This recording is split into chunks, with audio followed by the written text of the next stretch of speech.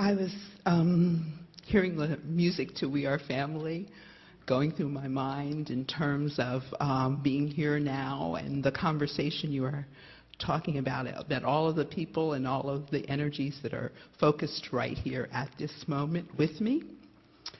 And wanting to get really clear about leaving behind anything but the feeling in the moment now. That the only thing I have to do is not even focus, but be in the feeling. That's right. Now we want to take this just a little further, and we'll come back to specifically what you're asking about. But we don't want to give you the impression that we're trying to get you to get in this feeling place and just stay there forever. We want the specifics, the joyful specifics, to fill in for you. We're just talking about getting off on the right foot. You're following? In other words, do the grid work and find the feeling and then let it fill in. You are following us. We're really not wanting you to spend your life in meditation or contemplation of 4 words. We just want you to do it for a little while so that you can discover the power of the grid work. And when I do the grid work, the momentum of all that I've placed. And what is the momentum? What in terms of what we've been talking about here today, what is the momentum?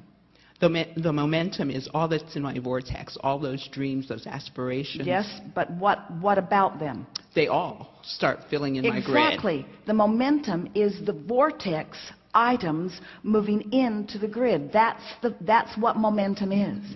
Isn't it all starting to fit together a little bit? Step 1, contrast causes you to ask and put stuff in there. Step 2, source is there, having become the vibrational equivalent of it, holding it in vibrational readiness for your alignment. Step 3 is the emotional grid work, the allowing work that puts you in the vibrational place that allows it to all fill in. And the specifics for me right now are I teach online. So I want to maintain that vibrational feeling tone for all of my students that sees the potential or holds the high watch for their dreams and desires. And because we don't meet physically, it's that vibrational tone that I think goes through the ethers. Certainly. In terms Certainly. of their reality.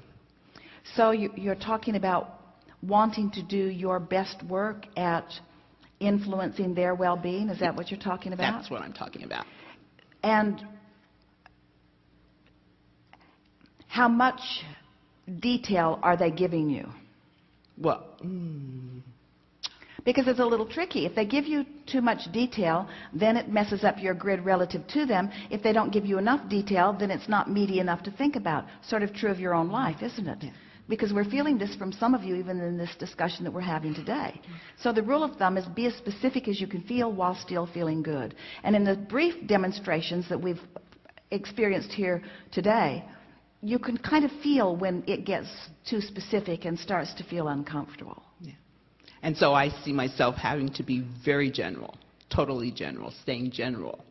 Well, it's sort of like a mother soothing a child who's having, or a father, who's having some discord or discomfort in some way.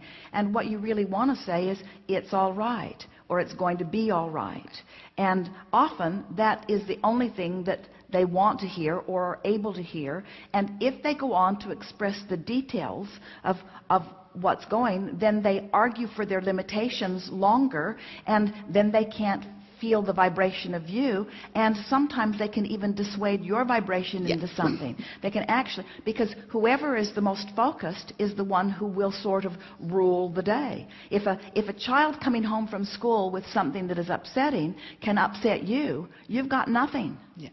You have no way to help because you're out of whack yourself, you see. So what you want to do is, so what this conversation is about, we would say, more than anything, is about being a teacher who has established such a stable footing that no one can throw you off your game. Yes. Your expectation of their understanding is just so in place that nothing can throw you off your game. Yes. But it's your game. Yes. Don't get too involved in their game. Yes. And So- every interaction is So my game. why would anyone want to interact with you in that way? What's in it for them to play with you? Their dreams come true because of the level of my influence or the power of my influence when I maintain my focus. Well, you see, we think that if that's what you're selling, then you have a lot to live up to. Because if we were standing in your physical shoes, what we would be selling is the establishment of a point of attraction, Okay. Yeah. Okay. period. Okay. Which is, Got it. you're saying almost the same thing, but it's a little bit different. It's like the difference between Dad establishing a vibrational pattern that caused some influence, that caused a grid to fill in, that made his daughter recognize the power of her own experience, as opposed to going down there and just beating someone up. In other words, Dad's involvement could be varied, but you're wanting, as someone who understands energy, to know where your best involvement is. And it's really central, and it's really core, and it's really deep, and it's really, because as mentors, you can borderline be sticking your nose in where it doesn't belong. And you can also become a cheerleader that people become dependent on. And so then they haven't gained that much. They just move from mentor to mentor or cheerleader to cheerleader. When what you're really looking for is your own alignment. Because there are always those who will sweep in to support you because it's satisfying to be a supporter of those who need support. But what you're really wanting, we can feel it from the independence that we can feel from you. You're wanting to establish vibrational independence in everyone that you're wanting to uplift. Yes. And you do that by accomplishing your own vibrational independence. And by not encouraging them or not even helping them very much to lean on you for anything. Correct. This is a room full of teachers. Correct. And you've heard an earful. So, where did we leave it just now? You are the creator of your own reality. Do you agree with that? And you are a vibrational being, first and foremost, living in a vibrational universe, yes? And law of attraction is the manager of all of that. And you have at your core a vibration that will sustain you. Even if you consciously are not aware of all of the things that we talked about here today, life will unfold in a really wonderful way for you, because contrast is going to cause you to keep expanding, and your emotions will let you know whether you're moving in the direction of that expansion or not. And if your desire is to feel good, which is innate within all of you, within everyone you know, and you're willing to reach for the thoughts that do produce those feelings that feel good, then you can't get far off track. And when you do that, you will establish alignment with the core of who you are. And when you establish alignment with the core of who you are, then you allow all of the resources, physical and non-physical fairies of the universe, move in to assist you. We've been calling them cooperative components. But things that defy anyone's ability to explain occur to you. And then some people say it's not real, because it could not be real. There cannot be that much random well-being that flows to anyone. It defies all of the statistics that they've figured out. It defies all of the rules. It defies everything except the law of attraction, which is the manager of all things. We've enjoyed this interaction more than words can explain. You have been forever altered as a result of your vibrational participation with us here today. Life will continue to get better and better for you. You do not need to be here or hear these words in order for that to be true. But for sure, we know this about you.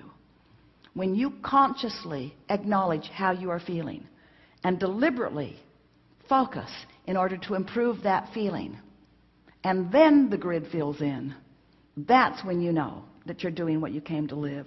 And that's when the deliciousness of life experience day by day is sustainable.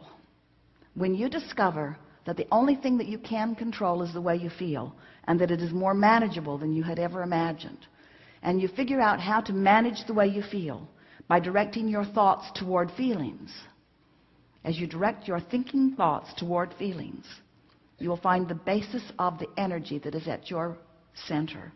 And as you do that, the grid will fill in with everything else that is necessary or wanted for a meaningful day, today and tomorrow and the next day and the next day.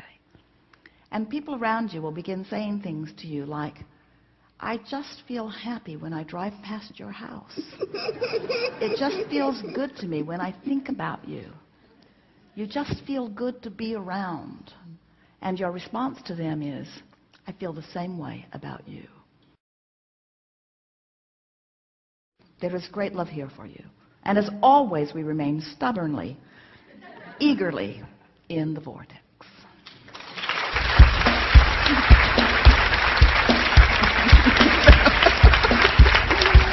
Wonderful day. Hey, we'll see you tomorrow.